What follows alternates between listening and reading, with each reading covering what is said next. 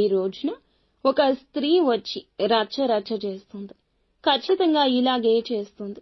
ఏం చెయ్యబోతుందో తెలిస్తే మీరు షాక్ అయినంత పని అవుతుంది. ఏం జరగబోతుంది ఈ వీడియోలో తెలుసుకుందాం. అతి రహస్యంగా వీడియో చూడండి. వీడియో నచ్చితే తప్పకుండా ఒక చిన్న లైక్ చేసి మమ్మల్ని సపోర్ట్ చేయండి. ఇక ఆలస్యం లేకుండా వీడియోలోకి వచ్చేద్దాం. పోలేరమ్మ తల్లి జ్యోతిషాలయం. మీరు ఎక్కడెక్కడో జ్యోతిష్యం చెప్పించుకొని నిరాశ చెంది ఉన్నారా? అయితే ఒక్కసారి గురువు గారికి ఫోన్ కాల్ చేయండి. దూర ప్రాంతాల్లో ఉన్న వారికి ఒకే ఒక్క ఫోన్ ద్వారా వెంటనే పరిష్కారం చెప్పబడును.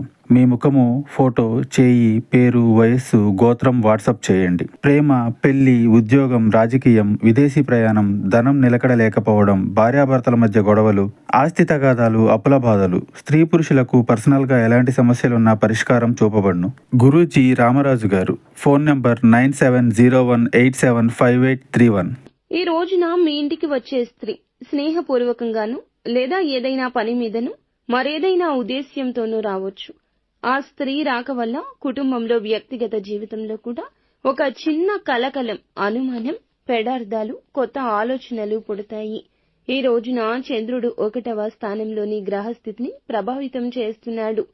శుక్రుడు 7వ స్థానంలో ఉండడం వల్ల సంబంధాలపై, గృహంలోకి వచ్చే వ్యక్తులపై ఇది ప్రభావం చూపిస్తుంది. గురువు, కేతువు మిశ్రమంగా మీ కుటుంబ బంధాలను పరీక్షిస్తాడు. ముఖ్యంగా స్త్రీ సంబంధిత విషయాలు, స్నేహితులు, పనివాళ్లు, అత్తగారు, అక్కయ్యలు, ఇలా వీరితో జాగ్రత్త. ఇక మీ ఇంట్లోకి వచ్చే స్త్రీని బట్టి పరిణామాలు మారుతాయి. ఒక స్త్రీ మీ ఇంటికి ఒక కొత్త పని కోసం రావచ్చు, లేదా ఏదో పని చేయడానికి, సలహా ఇవ్వడానికి, ఇంకేదో సమస్య తేల్చడానికి రావచ్చు. కొన్ని సందర్భాల్లో కుటుంబంలోని ఒక సభ్యుడికి దూరంగా ఉన్న స్నేహితురాలు ఇంటికి వచ్చి పాత జ్ఞాపకాలు కదిలిస్తుంది. ఈ రాక వల్ల కొంతమంది ఇంట్లోని సభ్యులు చిన్న విషయంలో కలహం చేసుకోవచ్చు. పాత విషయాలు తిరిగి బయటకు రావచ్చు. ముఖ్యంగా కుటుంబంలో ఎవరి మీద అయినా ఉన్న రహస్యాలు దాచకూడదనే విషయాన్ని గమనించండి. ఆ స్త్రీ ఎంత స్నేహపూర్వకంగా ఉన్నా సరే మీ వ్యక్తిగత విషయాలు చెప్పొద్దు. దానం, అప్పు, విలువైన వస్తువులు అప్పగించొద్దు. కుటుంబ సభ్యుల సమక్షంలో మాత్రమే ఆ స్త్రీతో మాట్లాడండి. ఏమైనా కొత్త అవకాశాలు, కలిసి వచ్చే విషయాలు ఉంటే వెంటనే అంగీకరించండి. ఇక ఆ స్త్రీ రాక వల్ల డబ్బు వ్యయం అవకాశం ఉంటుంది.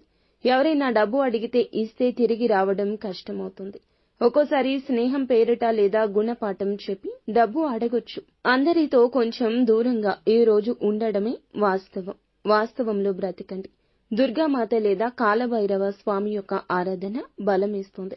చెడు ఫలితాలు ఇంట్లోకి రాకుండా అరికడుతుంది. మీ ఇంటి గుమ్మానికి కొంచెం కుంకుమ, సరస్వతి పుష్పం పెట్టండి.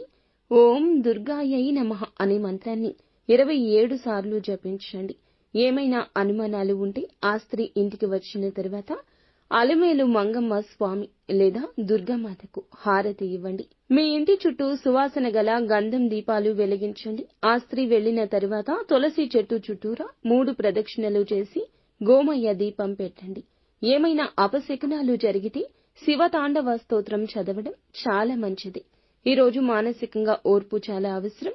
కొందరు మీ నమ్మకాన్ని పరీక్షించొచ్చు. మీ కుటుంబంలో ఎవరి మాటల్ని నమ్మాలి, ఎవరి మాటలు వదలాలి అనే తేడాను స్పష్టంగా నిర్ణయించుకోండి. సాధారణంగా దూరంగా ఉన్న విషయాలను దగ్గరగా గమనించే శక్తి మీకు ఉంటుంది. కావున ప్రత్యేక శ్రద్ధ ఈ రోజు ఉంచండి. అంతా